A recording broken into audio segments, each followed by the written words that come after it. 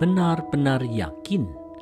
Refleksi pagi 2278. Apa hal hebat di Matius 17 yang disaksikan ketiga rasul, yaitu Petrus, Yohanes, dan Yakobus, sewaktu peristiwa dimuliakannya Yesus di atas gunung?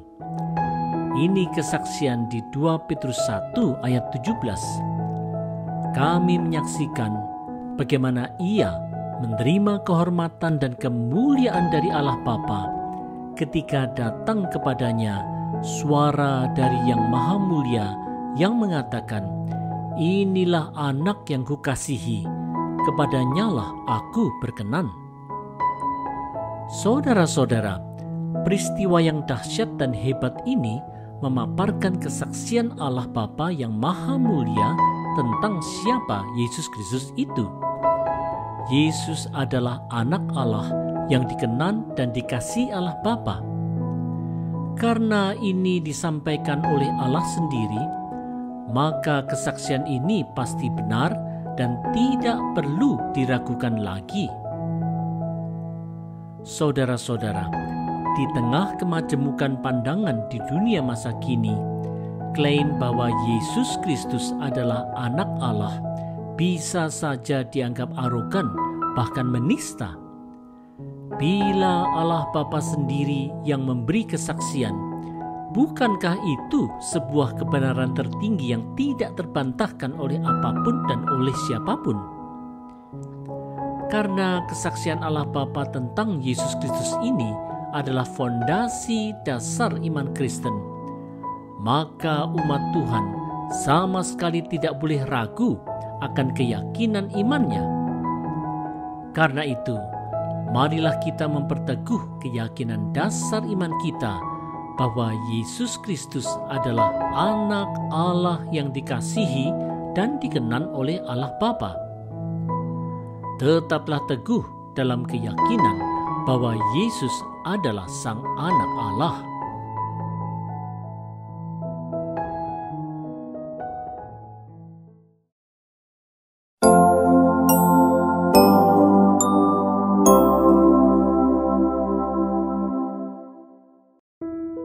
Tidak berlambat-lambat membina umat.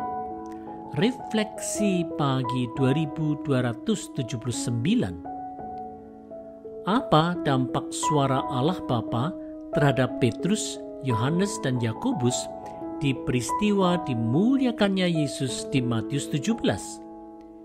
Ini kesaksian Rasul Petrus di 2 Petrus 1 ayat 18-19a. Suara itu kami dengar datang dari sorga ketika kami bersama-sama dengan Dia di atas gunung yang kudus. Dengan demikian, kami makin diteguhkan oleh firman yang telah disampaikan oleh para nabi. Saudara-saudara, suara Allah Bapa dari sorga telah memberikan konfirmasi atas apa yang sudah disampaikan para nabi di Perjanjian Lama tentang Mesias, Sang Anak Allah. Suara dari sorga ini telah menjadikan ketiga murid Yesus untuk makin teguh berpegang pada firman-Nya yang dapat memberi kekuatan sejati. Saudara-saudara, Alkitab telah menyaksikan bahwa Yesus Kristus adalah anak Allah yang datang ke dunia sebagai manusia. Adakah dampak dari keyakinan ini bagi kita sebagai orang percaya? Kalau para rasul zaman dulu makin diteguhkan imannya dan makin berpegang pada firman-Nya, bagaimana kita? Sudah seharusnya iman kita makin teguh juga, sehingga walaupun banyak tantangan, kita bisa tetap bertahan. Kalau gereja Tuhan bisa membina anggota jemaat untuk semakin teguh meyakini imannya, pastilah gereja Tuhan akan makin mampu untuk menghadapi segala tantangan zaman ini. Karena itu, janganlah kita berlambat-lambat untuk membina umat. Kiranya kita semua makin diteguhkan oleh firman Tuhan.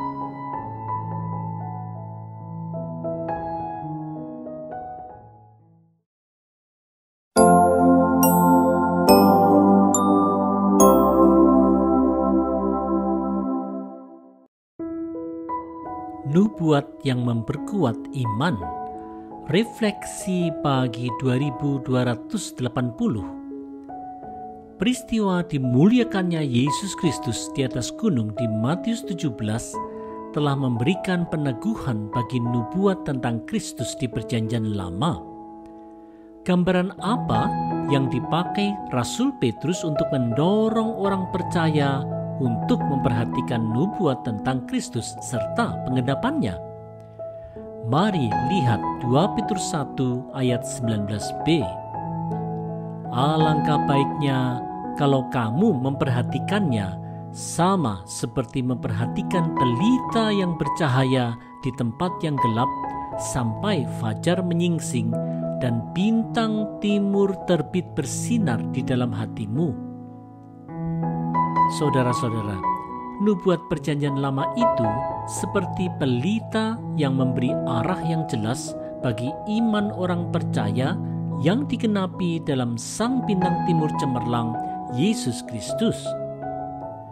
Saudara-saudara, orang percaya yang mempelajari Perjanjian Lama tentu dapat melihat bagaimana Yesus Kristus telah menjadi benang merah sejarah keselamatan yang mengungkapkan maksud Allah, mulai dari penciptaan manusia, kejatuhan manusia dalam dosa, janji kedatangan Kristus, dan penggenapan janji kedatangan Kristus.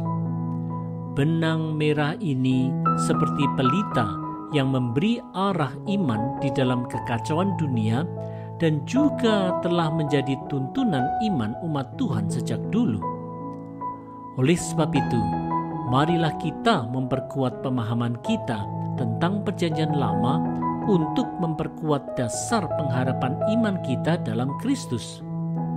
Dasar iman yang kuat akan menolong kita untuk menjadi saksi Kristus yang setia.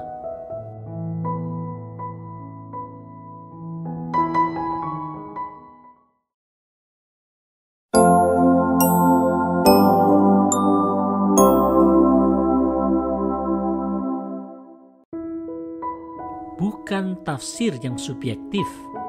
Refleksi pagi 2281. Peristiwa transfigurasi Yesus di Matius 17 telah memperkuat keyakinan para rasul akan nubuat di Perjanjian Lama. Apa hal yang harus diperhatikan dalam menafsirkan nubuat? Mari simak 2 Petrus 1 ayat 20 dan 21. Yang terutama harus kamu ketahui ialah bahwa nubuat-nubuat dalam kitab suci tidak boleh ditafsirkan menurut kehendak sendiri, sebab tidak pernah nubuat dihasilkan oleh kehendak manusia, tetapi oleh dorongan Roh Kudus orang-orang berbicara atas nama Allah. Saudara-saudara, penafsiran sebuah nubuat bukanlah bergantung pada kemauan penafsir yang subjektif, tetapi bergantung pada kemauan Roh. Karena itu, tidaklah benar kalau tafsir nubuat di kitab suci menjadi saling bertentangan. Saudara-saudara, pertentangan atas penafsiran pesan nubuat di Alkitab bisa saja menimbulkan perpecahan gereja Tuhan, karena masing-masing pihak merasa bahwa tafsirannya lah yang paling benar. Selain itu, bisa saja nubuat Alkitab ditafsirkan oleh berbagai pihak yang berselisih paham untuk mendukung argumentasi mereka. Apapun kasusnya, tafsir nubuat yang seharusnya bukanlah hal yang subjektif, tetapi haruslah objektif sesuai kemauan Roh Kudus. Oleh sebab itu, bila ada tafsiran yang saling bertentangan, marilah kita dengan rendah hati datang kepada Tuhan dan belajar kembali. Ingat, bila sikap arogansi, gengsi, dan benci merebak di antara orang percaya, pastilah Tuhan tidak berkenan.